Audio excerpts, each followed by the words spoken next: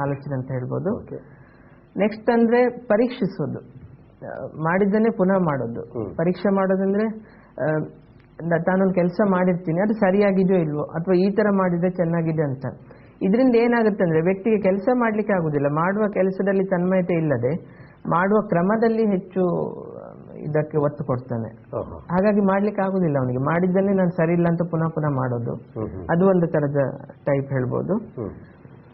ಇನ್ನೊಂದು ಟೈಪ್ ಹೇಳ್ಬೇಕಾದ್ರೆ ಆಬ್ಸೆಸಿವ್ ರುಮಿನೇಷನ್ ಅಂತ, ಅಂದ್ರೆ ತಲೆಯಲ್ಲೇ ಅವರಿಗೆ ಕಾಡ್ತಾ ಇರುವ ಒಂದು ಸಂಶಯ. ರುಮಿನೇಷನ್ ಒಂದು ಉದಾಹರಣೆ ಕೊಡ್ಬೇಕಾದ್ರೆ, ಒಬ್ಬ ಸಾಮಾನ್ಯವಾದ ಒಬ್ಬ ಗೃಹಸ್ಥ, ದೈವ ನಂಬಿಕೆ ಇದ್ದ ವ್ಯಕ್ತಿ, ದೇವರ ಮೇಲೆ ಒಂದು ಸಂಶಯ, ಈ ದೇವ್ರು ಇದ್ದಾನೋ, ನಾನು ದೈವಕ್ಕೆ ವಿರುದ್ಧವಾಗಿ ಹೋಗ್ತೇನೋ, ದೈವಕ್ಕೆ ನನ್ನ ಮೇಲೆ ಸಿಟ್ಟು ಬರ್ತದೋ, ಅದು ದೈವನಿರ್ಬೋದು, ಮನೆಯಲ್ಲಿ ಪೂಜೆ ಮಾಡುವ ದೇವರು ಇರ್ಬೋದು, ನನ್ನ ಪೂಜೆಯಿಂದ ದೇವರಿಗೆ ಏನಾದ್ರೂ ನನ್ನ ಮೇಲೆ ಸಿಟ್ಟು ಬರಬಹುದು, ಅಥವಾ ದೇವರ ಬಗ್ಗೆ ದೇವರು ಅಂತ ರಾಮ ಅಂತ ಹೇಳ್ಬೇಕಾದ್ರೆ ರಾವಣ ಅಂತ ಹೇಳಿ, ಅಂದ್ರೆ ಈ ತರ ಕೆಟ್ಟ ಶಬ್ದ ಅವರ ಬಾಯಿಂದ ಬಂದ್ಬಿಡುತ್ತೆ. ಯಾವಾಗ ಪ್ರೇಯರ್ ಹೊತ್ತಿಗೆ ನಾವು ಭಕ್ತಿಯಿಂದ ಪೂಜಿಸಬೇಕು, ಆ ಭಕ್ತಿ ಅನ್ನೋದು ಅವ್ರದೊಂದು ವಿರುದ್ಧವಾಗಿ ಬರುತ್ತೆ. ಅಂತವರು ಸಹಜವಾಗಿ ತುಂಬಾ ನೊಂತಾರೆ. ನನ್ನ ಈಗ ಕ್ಲಿನಿಕ್ಗೆ ಬರುವ ಪೇಷಂಟ್ಗಳಲ್ಲಿ ನೋಡಿದ್ರೆ ಹೆಚ್ಚಿನವ್ರು ಬರ್ತಾರೆ, ಅಂದ್ರೆ ಮನಸ್ಸಿಗೆ ಒಂದು ನಾನೊಂದು ದೇವರಿಗೆ ಸಮರ್ಪಣೆ ಮಾಡಬೇಕು, ಒಂದು ಉಯಿಲು ಕೊಡೋದಂತ ಹೇಳ್ತಾರಲ್ಲ, ದೇವರಿಗೆ ಒಂದು ಇದು ಕೊಡೋದಂತ ಇರುತ್ತೆ, ಪೂಜೆ ಕೊಡ್ಬೇಕು ಅಂತ. ಅವ್ರಿಗೆ ಏನಾಗುತ್ತೆ ಅಂದ್ರೆ ನನ್ನ ಪೂಜೆ ಸರಿಯಾಗಿಲ್ಲ, ಇನ್ನೊಮ್ಮೆ ಪೂಜೆ ಕೊಡ್ಬೇಕು, ದೇವರಿಗೆ ಇದರಿಂದ ನನ್ನ ಮೇಲೆ ಸಿಟ್ಟು ಬಂದಿದೆ, ಅಥವಾ ನಾನು ಪೂಜೆ ಮಾಡಲಿಲ್ಲ ಅಂದ್ರೆ ದೇವ್ರು ನನಗೆ ಶಾಪ ಕೊಡ್ತಾರೆ. ಅವನು ಧಾರ್ಮಿಕವಾಗಿ ಆಧ್ಯಾತ್ಮಿಕವಾಗಿ ಇದ್ರು ಅದರಲ್ಲೇ ಒಂದು ವಿಲೋಮಾತ್ಮಕವಾಗಿ ಬರುವ ಆಲೋಚನೆ. ಹಾಗಾಗಿ ನಾವು ಓವರ್ ಆಲ್ ಇದನ್ನು ಹೇಳ್ಬೇಕಾದ್ರೆ ವಿಧ ಅಂತ ಹೇಳಿದ್ರೆ, ಕ್ರಮಬದ್ಧತೆಯಿಂದ ಇರೋದು, ಕ್ಲೀನ್ಲಿನೆಸ್ ಮಾಡೋದು, ಡೌಟ್ ಮಾಡೋದು, ಮೆಂಟಲ್ ಕಂಪಲ್ಷನ್, ಅಂದ್ರೆ ತಲೆಯಲ್ಲೇ ಒಂಥರ ವಿಚಾರಗಳನ್ನು ಮಾಡ್ತಾ ಇರೋದು. ಕೆಲವರು ಏನ್ ಮಾಡ್ತಾರೆ ಅಂದ್ರೆ ಕೆಲವು ಪರ್ಟಿಕ್ಯುಲರ್ ನಂಬರ್ ಬಗ್ಗೆ ಹೆಚ್ಚು ಗಮನ ಇಟ್ಕೊಂಡಿರ್ತಾರೆ, 5, 6, 7, 8 ಅಥವಾ 11 ಈ ತರ. ಈಗ ವೆಹಿಕಲ್ ಬಂದ್ರೆ ಆ ನಂಬರ್ಸ್ ನೋಡೋದು, ಆ 11 ಉಂಟ ನೋಡುದು, 5 ಉಂಟ ನೋಡುದು, 7 ನಂಬರ್ ಉಂಟ ನೋಡುದು, ಇದು ಒಂದು ರೋಗ. ಈ ತರ ತುಂಬಾ ಸ್ಟೂಡೆಂಟ್ಸ್ ಗಳು ಕೂಡ ನಮ್ಮ ಹತ್ರ ಬರ್ತಾರೆ, ಅಂದ್ರೆ ಲಕ್ಕಿ ನಂಬರ್ಸ್. ಹೌದು, ಲಕ್ಕಿ ನಂಬರ್ಸ್ ಅಂತ, ಅದ್ರದ್ದೇ ಒಂದು ಅಬ್ಸೆಷನ್ ಅವ್ರಿಗೆ. ಆ ನಂಬರ್ ಇದ್ರೆ ನನ್ಗೆ ಇವತ್ತು ಕರೆಕ್ಟ್ ಆಯ್ತು ಅಂತ. ಇವತ್ತೇನ್ ಮಾಡ್ಬೇಕಾದ್ರೆ ನಾನು 11 ಟೈಮ್ಸ್ ಮಾಡ್ಬೇಕು, 5 ಟೈಮ್ಸ್ ಮಾಡ್ಬೇಕು. ಅತಿಯಾದ ಆತ್ಮವಿಶ್ವಾಸ. ಹೌದು, ಆತ್ಮವಿಶ್ವಾಸ ಅಂದ್ರೆ ಅದು ಮೊಂಡು ಆತ್ಮವಿಶ್ವಾಸ, ಅದು ಒಳ್ಳೆದಲ್ಲ. ಅದರಿಂದ ಅವರಿಗೆ ಸ್ಟಡಿ ಮಾಡಿ ಆಗುವ ಸಾಧ್ಯತೆಗಳು ಜಾಸ್ತಿ. ಹೌದು, ಖಂಡಿತವಾಗಿಯೂ. ಕೆಲವೊಮ್ಮೆ ಡ್ರೈವ್ ಮಾಡುವಾಗ ಈ ತರ ಆಬ್ಸೆಷನ್ ಮೇಲೆ ಅವನ ಮನಸ್ಸು ಇದಾಗತ್ತೆ, ಡಿಸ್ಟ್ರಾಕ್ಟ್ ಆಗತ್ತಲ್ಲ, ಸಡನ್ ಆಗಿ ಒಂದು ಆಕ್ಸಿಡೆಂಟ್ ಆಗ್ಬೋದು ಅನ್ನೋ ಭಯ ಬರೋದು, ಆ ಭಯದಿಂದಲೇ ಕೆಲವೊಮ್ಮೆ ಆಕ್ಸಿಡೆಂಟ್ ಆಗುತ್ತೆ. ಈಗ ಹೊಸದಾಗಿ ಕಲ್ತವರು ಒಂದು ಭಯ ಇರುತ್ತೆ, ಬಟ್ ನಾನು ಆಕ್ಸಿಡೆಂಟ್ ಮಾಡ್ಬೋದು, ಅಥವಾ ನಮ್ಮ ಮನೆಯವರಿಗೆ ನನ್ನಿಂದ ಏಟ್ ಬರ್ಬೋದು, ನಾನು ಕೊಲೆಗಡಕನಾಗ್ತೇನೋ. ಇತ್ತೀಚೆಗೆ ಒಂದು ಕೇಸ್ ಬಂದಿದೆ ನನ್ನ ಕ್ಲಿನಿಕ್ಗೆ. ಅವರು ಹೊಸ ಗಾಡಿ ತಗೊಂಡಿದ್ದಾರೆ, ಇವರು ಡ್ರೈವ್ ಮಾಡ್ತಾರೆ, ತಮ್ಮಂದು ಗಾಡಿ. ಬಟ್ ಇವರ ಆಬ್ಸೆಷನ್ ಏನಂದ್ರೆ, ನಾನು ಸರಿಯಾಗಿ ಡ್ರೈವ್ ಮಾಡಲಿಲ್ಲ ಆದ್ರೆ, ಆಕ್ಸಿಡೆಂಟ್ ಆದ್ರೆ ಅಷ್ಟು ಜನ ಕೊಲೆ ಆಗ್ತಾರೆ, ಸಾಯ್ತಾರೆ, ಇದರಿಂದ ನಮಗೆ ಜನ್ಮ ಪರ್ಯಂತ ಒಂದು ಶಾಪ ತಗ್ತದೆ. ಬಟ್ ಅವರಿಗೆ ಪರ್ಫೆಕ್ಟ್ ಡ್ರೈವಿಂಗ್ ಗೊತ್ತುಂಟು, ಕಾನ್ಫಿಡೆನ್ಸ್ ಉಂಟು, ಬಟ್ ಇದೊಂದು ಗೀಳು ರೋಗದಿಂದ ಅವರು ಮಾಡುವ ಕೆಲಸವನ್ನೇ ಮಾಡ್ಲಿಕ್ಕೆ ಆಗ್ತಾ ಇಲ್ಲ. ಇವೆಲ್ಲ ಮುಖ್ಯವಾದ ವಿಧಗಳಂತ ಹೇಳ್ಬೋದು. ಡಾಕ್ಟ್ರೆ, ಇನ್ನೊಂದು ಮುಖ್ಯ ಪ್ರಶ್ನೆ ಅಂತ ಹೇಳಿದ್ರೆ, ನೀವು ಹೇಳಿದ್ರಿ ಗೀಳು ರೋಗ ಬರ್ತದೆ ಜನರಿಗೆ, ಹೌದು. ಆದ್ರೆ ಯಾರಿಗೆ ಜಾಸ್ತಿ ಬರ್ತದೆ? ಈಗ ಮಕ್ಕಳಿಗೆ ಬರುತ್ತಾ, ದೊಡ್ಡವರಿಗೆ, ಏಜಾದವರಿಗೆ ಈ ತರ, ಅಥವಾ ಗಂಡಸರು ಹೆಂಗಸರು ಈ ತರ ಭೇದ ಭಾವ ಯಾರಿಗೆ ಹೆಚ್ಚು, ಯಾರನ್ನ ಕಾಡುತ್ತೆ ಈ ರೋಗ? ಮುಖ್ಯವಾಗಿ ಇಲ್ಲಿ ತಿಳ್ಕೊಳ್ಬೇಕೇನಂದ್ರೆ, ಈ ರೋಗ ಬರೋದು ಅತಿ ಚಿಕ್ಕ ಪ್ರಾಯದಲ್ಲೇ ಶುರುವಾಗುತ್ತೆ.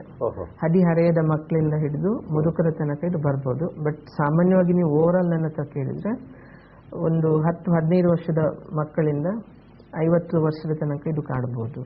ಹೆಚ್ಚಾಗಿ ಕಾಡುವಂಥದ್ದು ಎಳೆಯ ಮಕ್ಕಳನ್ನೇ. ಇದು ಎಷ್ಟು ಬಾಧೆಗೆ ಒಳಗಾಗ್ತಂದ್ರೆ, ಕೆಲವು ಮಕ್ಕಳು ಪರೀಕ್ಷೆಗೆ ಓದ್ತಾರೆ, ಓದುವಾಗ ಅವರಿಗೆ ಡೌಟ್, ಈ ಪ್ರಶ್ನೆ ಬರ್ತದೋ ಇಲ್ವೋ, ಅಥವಾ ಬರ್ಲಿಲ್ಲ ಆದ್ರೆ ನಾನು ಫೇಲ್ ಆಗ್ಬೋದು, ಫೇಲ್ ಆದ್ರೆ ನಂದು ಫ್ಯೂಚರ್ ಹೋಯ್ತು, ಮನೆಯವ್ರು ನನ್ನ ಬಗ್ಗೆ ಕೆಟ್ಟದ್ದು ತಿಳ್ಕೊಳ್ತಾರೆ, ಈ ಪರೀಕ್ಷೆ ಪ್ರಶ್ನೆ ಕೆಲವೊಮ್ಮೆ ಲೀಕ್ ಆಗ್ಬೋದು, ಅಥವಾ ನಾನು ಓದಿದ್ ವೇಸ್ಟ್ ಆಗ್ಬೋದು.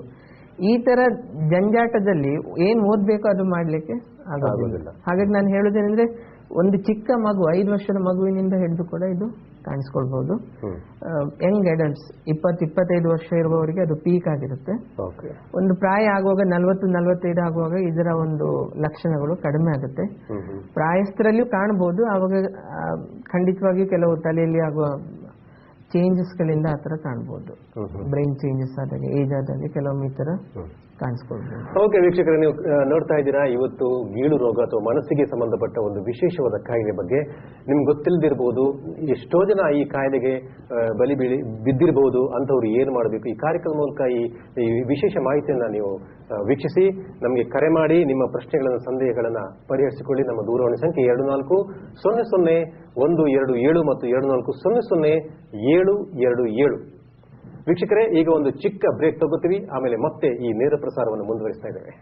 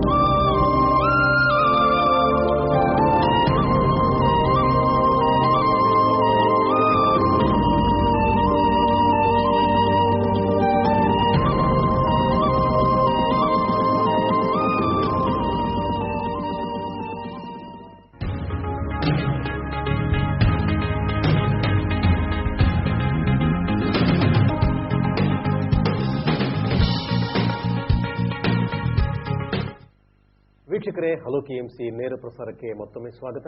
ವೀಕ್ಷಕರೇ, ಹಲೋ ಕೆಎಂಸಿಯಲ್ಲಿ ಕೆಎಂಸಿ ಆಸ್ಪತ್ರೆ ಬಹಳಷ್ಟು ವಿಚಾರಗಳ ಬಗ್ಗೆ ಮಾಹಿತಿಗಳನ್ನು ನೀಡ್ತಾ ಇದೆ. ಮತ್ತೆ ಅನೇಕ ರೋಗಗಳ ಬಗ್ಗೆ ನಿಮ್ಮ ಸಂದೇಹಗಳಿಗೆ ಉತ್ತರಿಸಲಿಕ್ಕೆ ತಜ್ಞರು ಈ ಕಾರ್ಯಕ್ರಮ ಮೂಲಕ ನಿಮಗೆ ಸಿಗ್ತಾ ಇದ್ದಾರೆ.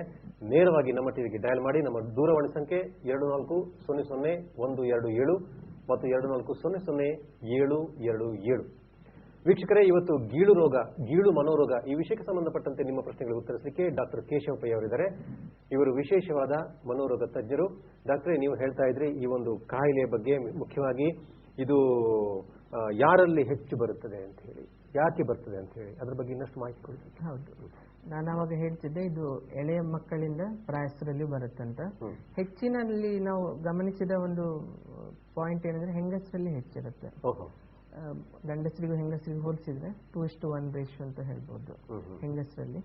ಇದಕ್ಕೇನು ಆಧುನಿಕ ಒಂದು ಸಿದ್ಧಾಂತ ಏನಿಲ್ಲ, ಇದು ನಮ್ಮ ಅಬ್ಸರ್ವೇಷನ್ ಅಂತ ಹೇಳ್ಬೋದು. ನೀವು ಹೇಳಿದ್ರೆ ಪುರುಷರಿಗಿಂತ ಹೆಂಗಸರು ಜಾಸ್ತಿ.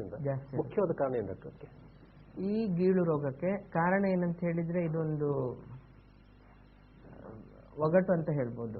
ನಿಜವಾಗಿ ನಮ್ಮ ವೈಜ್ಞಾನಿಕ ರಿಸರ್ಚ್ ಏನುಂಟು ಅದರ ಪ್ರಕಾರ ನೋಡ್ಲಿಕ್ಕೆ ಹೋದ್ರೆ ಇದಕ್ಕೆ ಬೇರೆ ಬೇರೆ ತರನಾದ ಒಂದು ಕಾರಣಗಳನ್ನು ಕೊಟ್ಟಿದ್ದಾರೆ. ಈಗ ನಮ್ಮ ಸಿಗ್ಮಂಡ್ ಫ್ರಾಯ್ಡ್ ಅಂತಿದ್ದಾರೆ, ಅವರು ನಮ್ಮ ಮನಃಶಾಸ್ತ್ರದ ಪಿತಾಮಹ ಅಂತ ಕೆಲವರು ಹೇಳ್ತಾರೆ.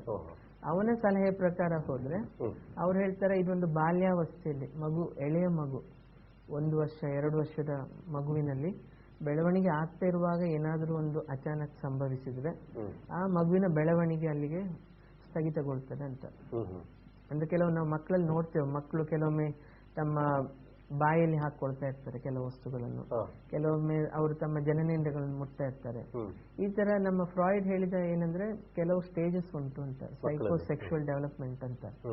ಅತಿಯಾದ ಒಂದು ಮಾನಸಿಕ ಆಘಾತ ಆ ಸ್ಟೇಜ್ ಅಲ್ಲಿ ನಡೆದ್ರೆ, ಮೊದಲ ಇನ್ಫ್ಯಾಂಟಲ್ ಪೀರಿಯಡ್ 1 year to 2 years, ಏನಾದ್ರೂ ಒಂದು ಆಘಾತ ಆದ್ರೆ ಮಗುವಿಗೆ ಬೆಳವಣಿಗೆ